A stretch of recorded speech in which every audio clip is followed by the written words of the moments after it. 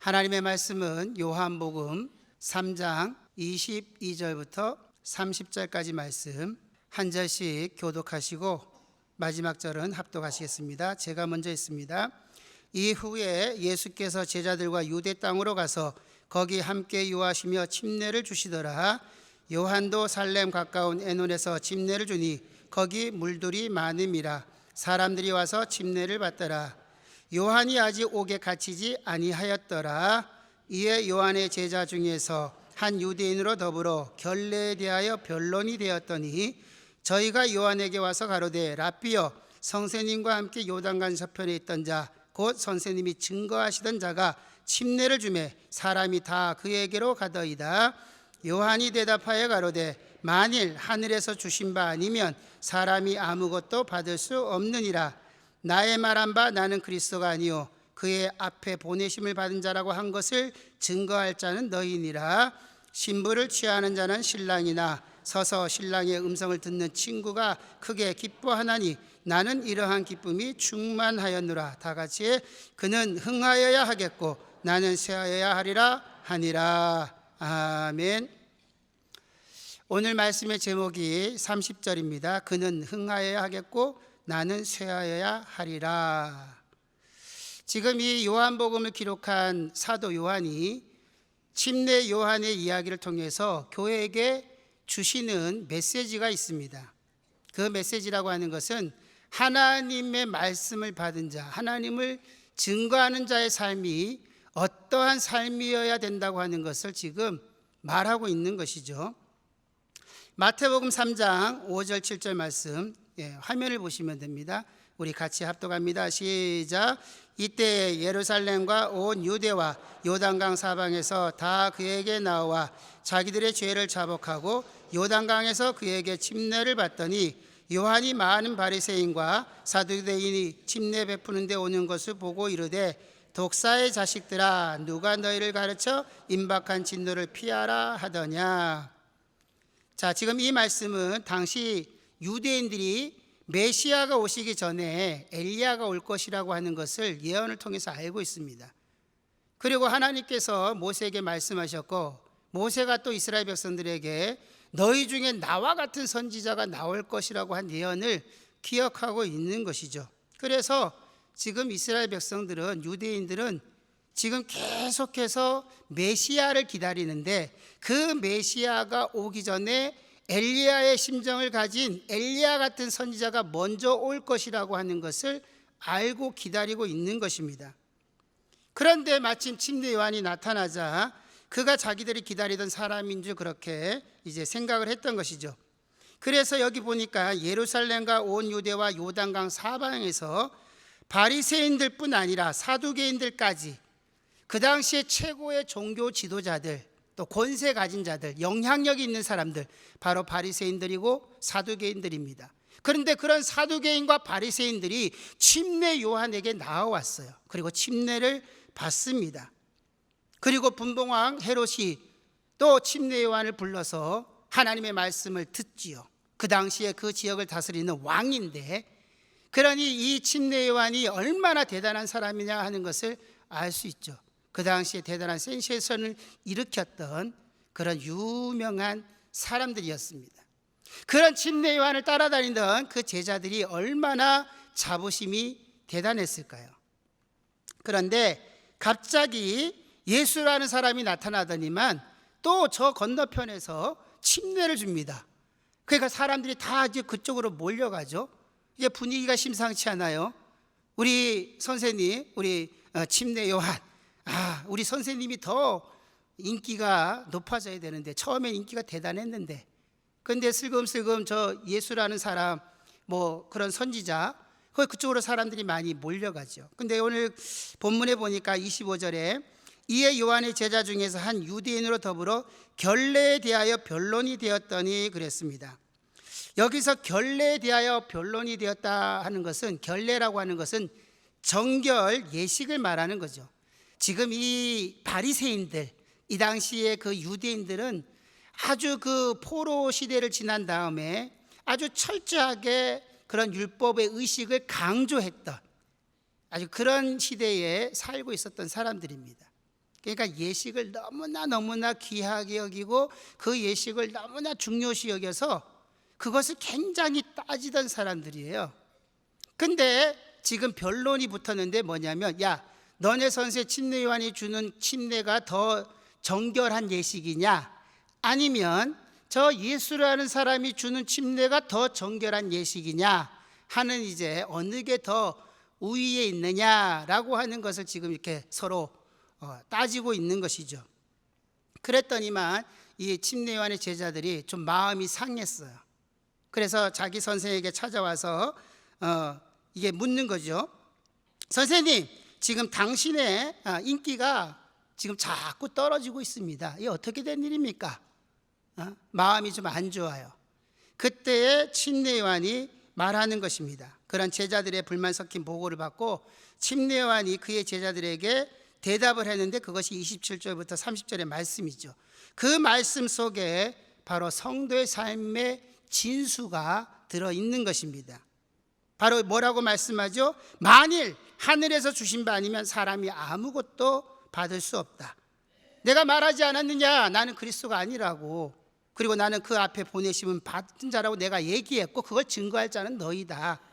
신부를 취하는 자는 신랑이나 서서 신랑의 음성을 듣는 친구가 크게 기뻐하고 나는 이러한 기쁨이 충만하다.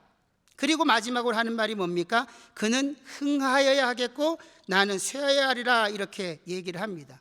다시 말하면 내 시대는 가고 예수의 시대가 와야 된다. 나는 사라질 자다. 오직 드러나실 분은 예수 한 분밖에 없다. 이 얘기를 지금 하고 있는 것입니다. 그런데 침례 요한이 어떻게 이런 고백을 할 수 있으며 이런 믿음의 언어를 사용할 수 있느냐? 그건 바로 침례 요한이 하나님의 주권이 뭐라고 하는 것, 하나님의 섭리가 뭐라고 하는 것을 침례 요한은 잘 알고 있었던 것입니다. 그래서 하늘에서 주신 바가 아니면 사람의 힘과 능으로 되어지는 것이 아니다라고 그렇게 고백을 하는 것이죠. 그러니까 지금 자기를 따르는 제자들이 있고 그 제자들의 불만을 알지만, 그러나 예수의 인기가 올라가고 내 인기는 떨어져야 된다고 지금 그렇게 말하고 있는 것입니다. 그 속에 하나님의 주권과 섭리, 그 다음에 성도들의 어떤 역할이 뭔가를 하는 것을 지금 잘 정리하고 있는 것이죠. 저와 여러분들이 신앙생활을 하면서 교회 내에서 가장 조심해야 될 것이 뭐냐면, 누가 더 나으냐, 누가 인기가 더 있는 사람이냐, 누가 더 높으냐, 여기에는 반드시 시기와 비방이 따르게 되어 있습니다. 질투가 있어요. 특히 사역자들 사이에서 그러한 시기와 질투가 빈번한 것을 보게 됩니다. 그게 우리 교회의 현실이기도 하죠. 선교지에 나가보면 현지 선교사들 사이에 그야말로 불꽃 튀는 경쟁의식이 있습니다. 누가 유치원을 지으면 그 다음에 어떤 선교사는 거기다가 학교를 지어야 돼요. 자기가 더 큰 업적을 지금 쌓고 있다는 것을 자랑해야 되는 것이죠. 내가 선교 사역을 더 열심히 하고 있어. 어떤 사람이 옥수수 공장을 지으면 그 옆에다 빵 공장을 짓습니다. 왜 그렇게 하죠? 내가 저 사람보다 더 뛰어난 사역을 하고 있다는 것을 나타내고 싶은 거예요. 그렇게 말도 안 되는 업적 싸움이 왜 생기느냐? 바로 비교의식에서, 경쟁의식에서 그러한 것들이 생기는 것이죠. 쉽게 말씀드리면 내가 누구와 비교하고 내가 누구와 경쟁을 한다는 것은, 세상은 그런 것들을 자꾸 따집니다. 어느 대학 나왔어? 어느 직장 다녀? 어느 집에 살아? 어느 지역에, 어느 아파트에 살아? 계속 비교하고 경쟁하며 살아가죠. 그러나 교회는 그런 곳이 아닙니다. 그런 거 따지는 곳이 아니에요. 아멘이십니까? 근데 왜 그렇게 하세요? 괜히 아멘 해갖고 야단 맞죠? 우리 속에 그런 것들이 어느새 자리 잡고 세상 것들이 교회에 막 밀려 들어와서 하나님의 말씀을 듣고 정결한 마음, 정결한 심령, 주님을 닮아간다고 말하면서 여전히 세상 사람들이 하는 방식을 따라가고 그들의 가치관을 따라가고 있어요. 교회 안에서도 누가 높으냐, 심지어 큰 교회 담임하는 목사는 작은 교회, 저시격교회 담임하는 목사를 은근히 무시합니다. 또 작은 교회 담임하는 목사는 큰 교회 담임하는 목사들을 은근히 뒷담화로 까요. 교회가 크면 다냐고. 작은 교회가 아름답지. 작은 교회가 아름답긴 하지만 다 그런 건 아닙니다. 왜 이런 현상들이 일어날까요? 바로 하나님이 주권을 알지 못하기 때문에, 각각 하나님께서 하나님의 영광을 위하여 하나님의 뜻대로 이 사람을 이렇게 쓰시려고 부르시고 이 사람을 이렇게 쓰시려고 부르셨는데 그 하나님의 주권과 섭리를 모르는 거예요. 다 머리 될 겁니까? 다 눈 할 거예요? 코는 누가 할 거예요? 발은 누가 할 겁니까? 다 손이겠느냐? 다 발이겠느냐? 다 입이겠느냐? 말 잘하는 사람도 있고 말없이 묵묵히 봉사하는 사람도 있고, 그렇다고 해서 말 잘하는 사람은 뛰어난 사람이고 말 없이 묵묵히 봉사하는 사람은 뭐 무식해서 그렇습니까? 왜들 그러는지 모르겠어요. 찰스 스펄전 목사님이 이런 얘기를 했습니다. 목회자들이 비교의식을 갖고 경쟁으로 돌입하게 되는 그 순간 목회자는 자신의 심장에 날카로운 칼을 꽂는 것이다. 교회 안에서 같은 부교육자들끼리 또는 같은 전도사님들끼리도 은근히 누가 더 인기가 있느냐, 어떤 목사가 더 뭐 조금 설교 잘해봐야 거기서 도토리 키재기입니다. 근데 누가 더 뭐 인기가 있느냐? 우리는 다 하나님 앞에서는 티끌이에요. 우리 그런 설교 많이 듣지 않습니까? 이렇게 비행기 타고 높이 올라가면 그 높았던 건물들도 보면 다 똑같아요. 그 속에 걸어가는 사람들 배지도 않아요. 근데 땅에서 살면서 말이에요, 누가 조금 더 크냐 그런 걸 자랑하려고 하고, 그걸 또 부러워하고 시기하고 질투하고, 그래서 비방하고. 우리는 다 먼지요 티끌입니다. 우리는 하나님 앞에서 옳다 인정함을 받을 수 있는 자가 한 사람도 없어요. 의의가 없어요. 그런데 어떻게 우리가 하나님의 자녀가 돼서 하나님의 그 행복과 하나님의 사랑을 우리가 받은 자가 되었는가? 전폭적인 하나님의 일하심으로, 하나님의 은혜로 되어진 것입니다. 할렐루야. 그래서 자랑할 것이 없는 거예요. 오직 예수 그리스도 십자가밖에 없는 것입니다. 누가 누구를 정죄하며 누가 누구를 비방할 수 있겠습니까? 정죄하고 비방하고 없이 여기는 것 자체가 그 속에 하나님의 복음이 없다는 증거예요. 자기가 어떤 용서함을 받은 사람입니까? 100데나리온 용서함을 받은 자라고 생각하십니까? 1만 달란트 빚졌는데 용서함을 받은 사람이라고 생각을 하십니까? 시편 16편 5절 6절에 이런 말씀이 있습니다. 같이 합독합니다. 시작. 여호와는 나의 산업과 나의 잔의 소득이시니 나의 분깃을 지키시나이다. 내게 줄로 재어준 구역은 아름다운 곳에 있으며 나의 기업이 실로 아름답도다. 하나님께서 너 여기서 이런 사역해라 하고 맡겨주시면, 아, 하나님께서 나를 여기로 보내셨구나 라고 생각하고 그 맡겨주신 자리에서 묵묵하게 마음과 뜻과 힘을 다해서 오직 하나님의 영광, 하나님의 이름이 존귀 여김을 받으시도록 그렇게 힘써 일하는 사람이 하나님의 주권을 인정하는 사람이라는 거죠. 성경의 수많은 인물들 중에서 하나님의 주권을 정말 잘 신뢰했던 사람이 다윗인 것입니다. 실수도 많고 연약함도 있지만은 그러나 하나님의 주권을 철저히 신뢰하고 의지했던 사람. 그래서 실수했어요. 범죄했어요. 그 결과를 다 받지 않습니까? 아들 압살롬이 아버지를 배반하고 나라를 다 차지하고 아버지는 도망 다녀요. 그걸 보고 사울의 족속 중에 시므이라고 하는 자가 쫓아오면서 봐, 저 피 흘린 자의 결과가 어떠냐 봐라 하면서 막 저주를 퍼붓습니다. 다윗을 따르는 부하들이 아니 하나님의 기름 부으신 자를 망나니 같은 자가 저렇게 소리 지르는데 저걸 가만히 놔둡니까? 죄송합니다. 모가지를 자르옵소서. 나를 보내시오면 제가 가서 모가지를 베겠나이다. 그때 다윗이 뭐라고 얘기하죠? 그리하지 말라. 하나님이 저로 나를 그렇게 비방케 하시는 거다. 누가 하신다고요? 하나님이 그렇게 하시는 거야. 혹시 저가 나를 그렇게 비방함으로 내가 그 비난을 다 받음으로 혹시 하나님께서 나를 불쌍히 여겨주시기를 나는 바랄 뿐이다. 이렇게 고백을 하는 것이죠.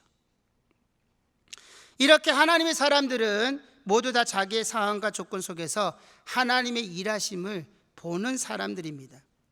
자, 오늘 침례 요한은 그렇게 하늘에서 주시지 않으면 사람이 아무것도 받을 수 없다. 하나님의 주권을 인정하는 것이죠. 하나님의 주권을 인정한 후에 계속해서 예수 그리스도가 진정한 신랑이시며 자신의 신랑의 친구라고 비유를 들어서 예수를 높여드립니다. 유대인들의 혼인 관습 중에 특이한 것이 여러 가지가 있지만 그 중에서도 특이한 것 중에 한 가지가 신랑의 친구의 역할이에요. 유대인들의 혼인 예식에서 신랑의 친구의 역할은 굉장히 비중이 큽니다.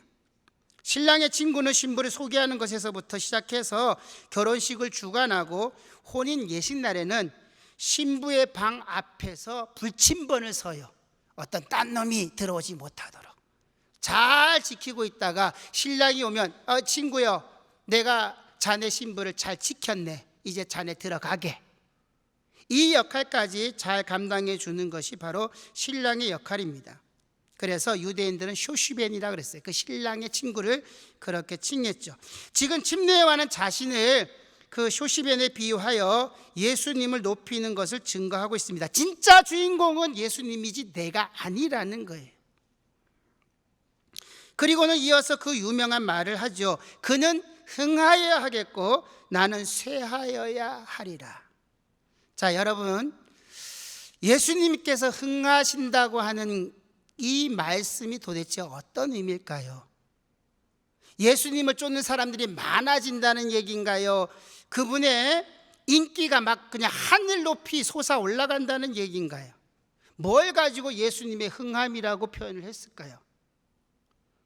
자, 그러면 예수님께서 이 땅에 오신 목적이 있을 거예요. 왜 오셨죠? 주님 말씀하십니다. 내가 섬기러 왔다.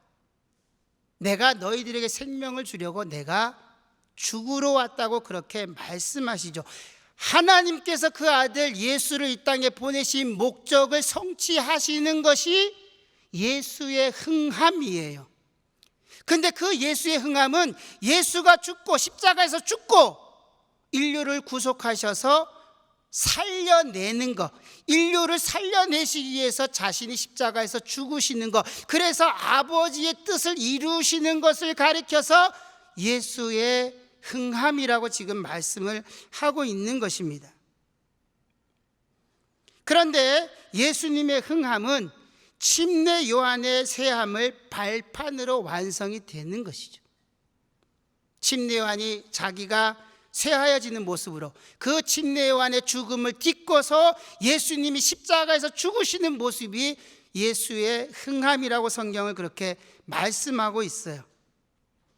그러니까 지금 이것이 기독교의 핵심 진리가 되는 것입니다. 십자가에서 흥하신 예수 그리스도와 관계 있는 모든 사람들은 이 땅에서 침례 요한과 같은 쇠함의 자리에 내려가는 것, 내가 죽고 그리스도가 존귀 여김을 받으시도록 하는 그 삶, 진짜 완성은 예수님께서 십자가에서 죽으시고 인류를 살려내시는 그 삶, 곧 십자가의 삶을 가리켜서 예수의 흥함이다, 이렇게 말씀을 하는 것이죠. 그런데 많은 사람들이 예수의 흥함에 대해서 오해를 합니다. 예수의 인기가 높아지고 그가 진짜 왕이 돼서 로마의 식민지로부터 이스라엘을 해방시키고, 그래서 당신의 나라가 임할 때에 하나는 우편에 하나는 좌편에 앉게 하여 주옵소서 한 자리를 부탁하지요. 왜? 예수의 흥함에 대한 오해가 있기 때문에 그렇습니다. 혹시 여기 계신 여러분들은 그런 오해를 하고 계신 건 아니신지요? 자, 베드로라고 하는 사람이 바로 그 예수의 흥함을 막아섰던 사람이죠. 우리 마태복음 16장 22절부터 24절까지 합독합니다. 시작. 베드로가 예수를 붙들고 가나야 가로되 주여 그리 마옵소서, 이 일이 결코 주에게 미치지 아니하리이다. 예수께서 돌이키시며 베드로에게 이르시되 사단아 내 뒤로 물러가라. 너는 나를 넘어지게 하는 자로다. 내가 하나님의 일을 생각지 아니하고 도리어 사람의 일을 생각하는도다 하시고, 이에 예수께서 제자들에게 이르시되 아무든지 나를 따라오려거든 자기를 부인하고 자기 십자가를 지고 나를 쫓을 것이니라. 자, 예수님께서 사람들이 나를 누구라고 하더냐? 그러니까 더러는 엘리야, 더러는 예레미야나 더러는 침례요한 선지자 중에 한 분이라고 합니다. 그래? 그러면 너희는 나를 누구라고 생각하느냐? 그때 베드로가 주는 그리스도시요 살아계신 하나님의 아들이십니다. 야, 바요나 시몬아, 네가 복이 있다. 이건 네가 알 수 없는 건데 하나님께서 내게 알게 해주신 거야. 네 입으로 그런 고백을 한 것조차도 참 복이 있다. 그 고백을 들으신 다음에 비로소 자기가 십자가에서 죽으실 것을 말씀하셨다고 성경은 기록하고 있죠. 그래서 이제 자기가 십자가에서 죽을 거라고 얘기하니까 베드로가 뭐라고 하죠? 그리 마옵소서. 왜 그렇게 약한 말씀을 하십니까? 지금 잘 나가고 계신데, 지금 인기가 좋고 막 많은 사람들이 따르고 요대로만 가도 참 좋겠습니다. 그런데 예수님께서 베드로를 되게 야단치시죠. 뭐라고요? 사탄아 내 뒤로 물러가라. 네가 하나님의 일을 생각지 아니하고 사람의 일을 생각한다. 예수의 흥함을 우리들이 오해해서 하나님의 나라, 그러면 거기서 뭐 우리가 잘못 배운 것들이 솔직히 많이 있습니다. 이 땅에서 헌신 많이 하고 봉사 많이 하면 그 나라에 가서도 굉장히 높은 자리에 앉아갖고 뭐 할 건데요? 에? 뭐 하시려고요? 하나님 나라 그 천국에 가서 높은 자리에 앉아서 뭐 하시려고요? 마시게요? 근데 여전히 그런 생각들을 가지고 살아요. 내가 이 땅에서는 좀 거시기 했지만 그러나 내가 하나님 나라 가면은 높은 12보좌 뭐 24장도 그 옆에 내 자리 하나 마련해가지고 설라문에 야 이렇게 좀 거느려 보고 한 소리 하고 막 이렇게 좀 살고 싶어 주님 뭐 이러면서 그런 하늘의 영광을 오해하신 분들이 많이 있죠. 하나님의 말씀에 오해가 있으니까 사람들이 어떤 그런 비교의식, 경쟁의식이 교회 안에도 들어와서 주님의 말씀을 듣고 주님을 따라가겠다고 하는 사람들조차도 누가 높으냐, 누가 더 잘났냐, 그걸 가지고 뭐라 그래요? 도토리 키재기라 그러죠. 도토리 봐야 뭐 아시죠? 도토리 키재봐야 그게 뭡니까? 그러고들 있어요. 왜 그러시는 거예요? 누가 하면 어때요? 잘하라고 하세요. 기도해 주세요. 잘 하시라고. 왜 또 일할 사람들은 막 내가 못하면 다른 사람이라도 하게 해줘야죠. 하나님이 이 사람을 통해서 일하시겠다 그러면 합력해 줘야죠. 제가 지금 잘못 말하는 겁니까? 감사합니다. 누군가는 그 일을 해야 될 테고 꼭 내가 아니더라도 하나님이 저 사람이 합당해서 저 사람으로 일을 시킨다고 하면 그것도 하나님의 섭리로 받아들이시고, 또 하나님께서 내게 또 작은 일이라 할지라도 그 일을 사람들이 알아주지 않는 그런 작은 일이라 할지라도, 그러나 하나님께서 내가 뭐라고 티끌인데, 그런데 하나님이 하나님의 일에 나를 쓰시겠다잖아요. 큰 일이 아닌 작은 일, 그것도 사람이 정한 거예요. 큰 일 작은 일도 하나님 앞에서 뭐 큰 일이 있고, 큰 교회 하면 큰 목사입니까? 그래서 권위가 대단합니까? 큰 교회 담임 목사는 하나님 나라에 가면 막 어마어마한 뭐 보석 자리에 앉아가지고 뭐 그럽니까? 제가 왜 이렇게 열을 내는지 모르겠어요.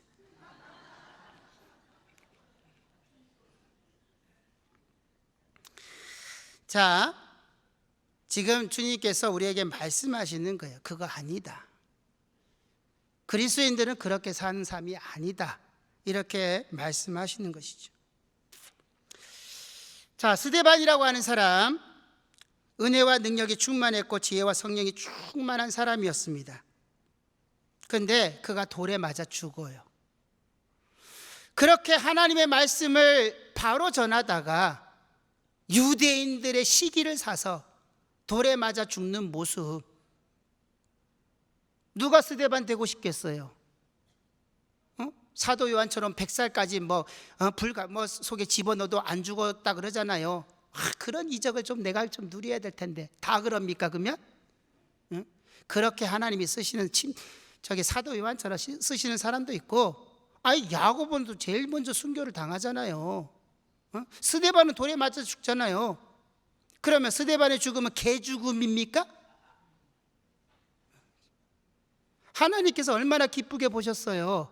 주님께서 자리에서 벌떡 일어나셔서 그 죽음을 고귀한 죽음으로, 십자가의 그 복음을 나타낸 죽음으로 그렇게 하나님께서 인정해 주시잖아요.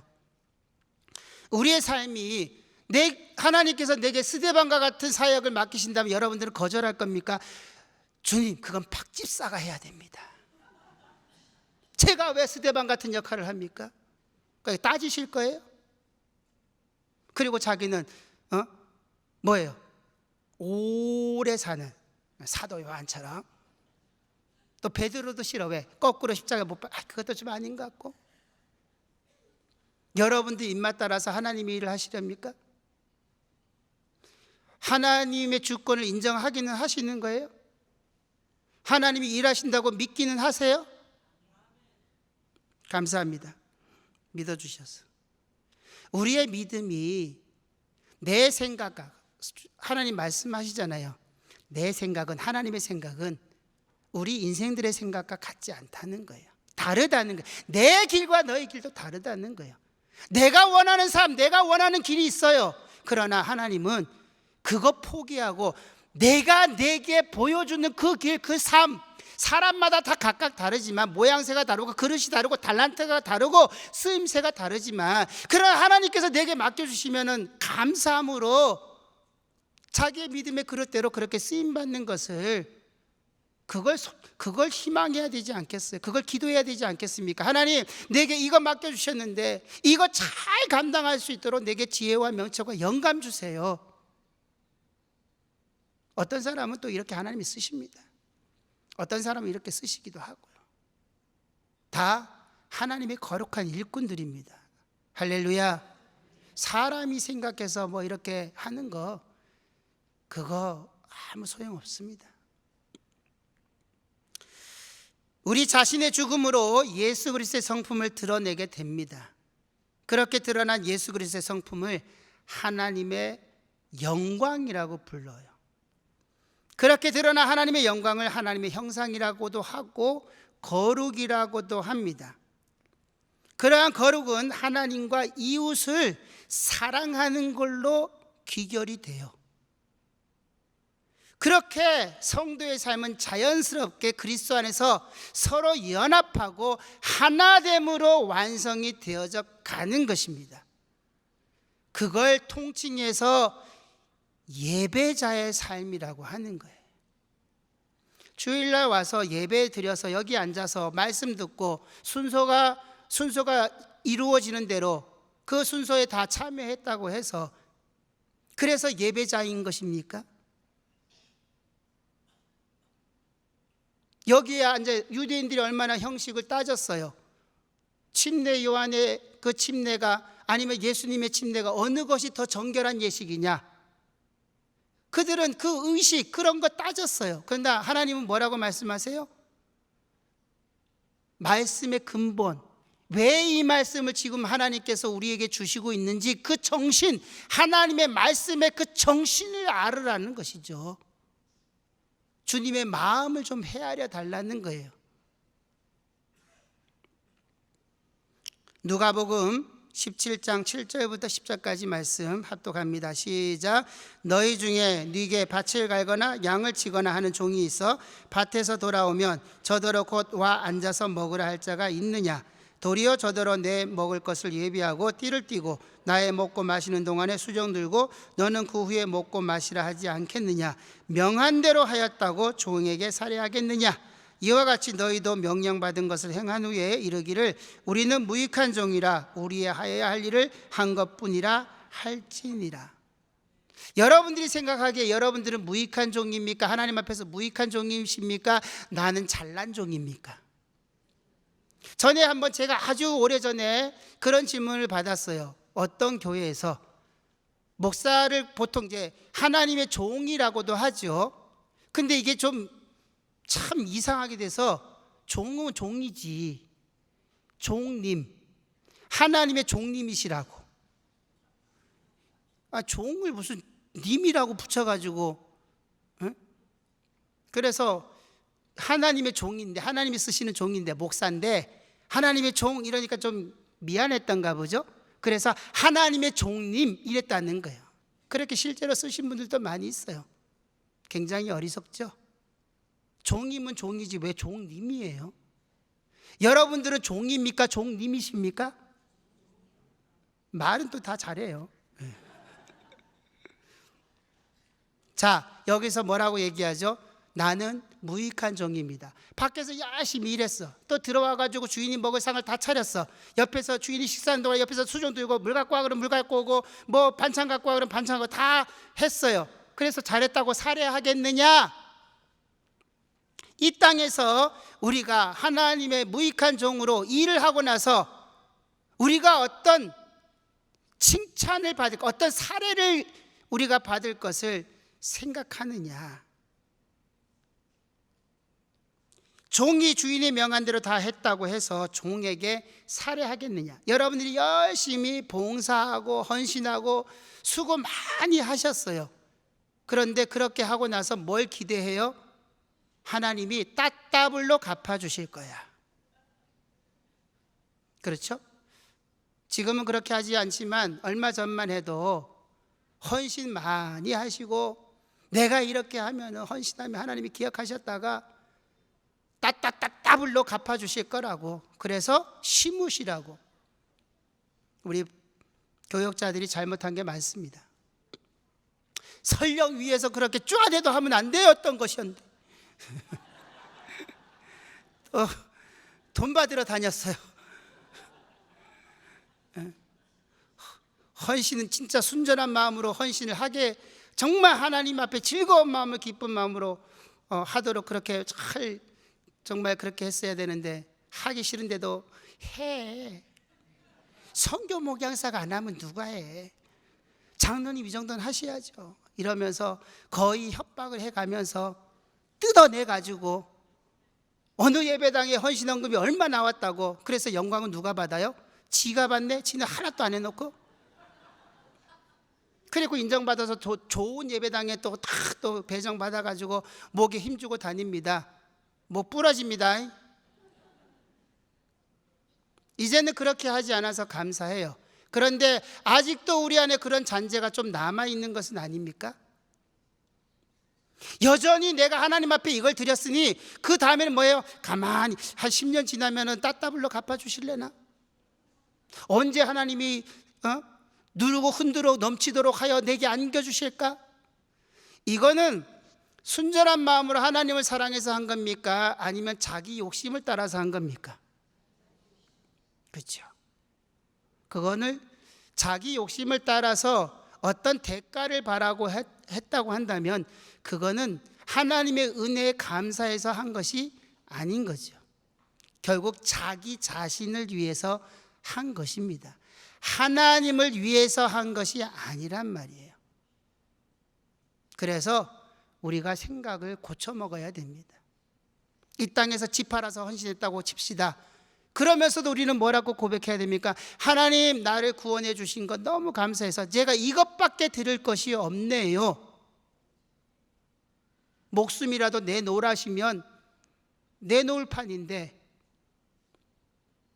그런데 이거라도 이게 하나님, 이 적은 것이지만 이게 정말 내가 주님 사랑하는 내 마음입니다. 그 물질이 많고 적고를 떠나서 하나님 그 마음을 받으시는 거죠. 어떤 부자가 헌금함에 많이 넣은 거 주님 보셨어요.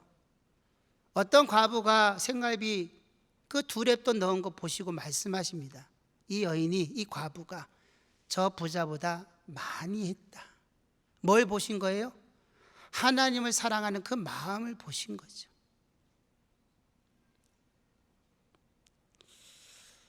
내게 아무런 유익이 없다 할지라도 하나님께서 나를 사랑하시고, 그래서 하나님의 아들을 십자가에 내어주시면서까지 날 사랑하신, 내가 뭐라고, 내가 티끌이고 먼지고 흙인데 그래도 나 버리지 않으시고 나 사랑하셔서 나 구원해 주신 그 하나님의 사랑, 하늘을 두루마리 삼고 바다를 먹물 삼아도 다 기록할 수 없는 하나님의 그 사랑, 그 큰 사랑을 인하여 내 남은 삶을 오직 하나님의 나라를 위해서, 내 어떤 욕심 따라서 하지 않고, 다른 사람들한테 인정받으려고 그렇게 하지 않고 순전한 마음으로, 이름도 없이 빛도 없이 아무도 날 알아주는 이 없다 할지라도 주님이 날 기억하시면 나는 그거 하나로 족합니다.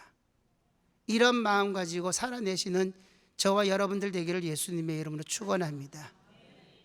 누가 어떤 일을 하든지 간에 기도하시고 하나님께서 저 사람을 통해서 일하실 것이 있나 보다, 내가 함께 기도해주고 또 혹 그 사람이 같이 좀 일 좀 합시다 그러면 마음에 좀 썩 내키지 않더라도 하나님의 주권을 인정하시고 하나님이 내게 지금 뭘 원하실까 기도해 보세요.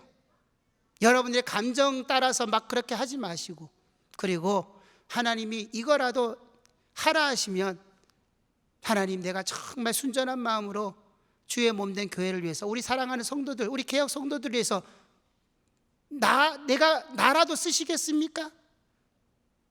내가 하나님 일에 쓰임 받기를 원하십니까? 하나님께서 왜 여러분들에게 하나님의 일을 맡기신지 아세요? 바로 침례 요한의 그 쇠함을 깨달으라는 거예요. 나는 죽고 그가 예수만이 흥하여야 된다. 그게 지금 온 성도들에게, 저와 여러분들에게 주시는 하나님의 메시지입니다. 이 땅에서 우리는 쇠하는 모습으로 낮아지는 자, 주님 계신 그곳, 어디 계신데 주님이 십자가에 계세요. 지금도 뭐 복박혀 계신 건 아니지만 부활하셔서 가셨지만 그 십자가의 길을 쫓아가야 주님 계신 그곳에도 갈 수 있는 것입니다. 높아지려고 하지 말고 낮아지려고 하면 하나님이 높여주셔야 그게 진짜죠. 왜 여러분들이 여러분 스스로 자꾸 높이시려고 합니까? 그래서 뭐 하시려고요? 그러면 하나님이 허리를 확 꺾어버리십니다. 그러니까 하나님 앞에 납작 엎드리세요. 예배자가 뭐예요? 하나님 앞에 엎드리는 거죠. 그렇게 하나님만이 영광 받으시도록 하는 삶, 그렇게 예배자의 삶을 살아내는 저와 여러분들 되기를 예수님의 이름으로 축원합니다. 우리 시간 다 같이 합심으로 기도하십니다. 하나님, 침례 요한을 통해서 우리에게 말씀하시는 바, 주는 흥하여 하겠고 나는 쇠하여 하리라 하신 말씀, 그 말씀의 의미를 깨닫고 자기를 드러내고 자랑하려고 하지 아니하고 이름도 없이 빛도 없이 그저 주님만 바라보고, 주님께서 나를 구원하셔서 나 같은 자라도 사용하시겠다, 쓰시겠다 하시면 내가 즐거운 마음으로 주님 앞에 쓰임받기를 원하오니, 하나님 내게 복음의 진리가 충만하게 도와주시고 십자가의 삶의 원리가 충만하게 도와주시고 주님만 드러나는 삶을 살아내는 온전한 성도의 삶을 살아낼 수 있도록 나를 성령으로 이끌어달라고 우리 예수의 한 몸으로 쉬고 기도합니다.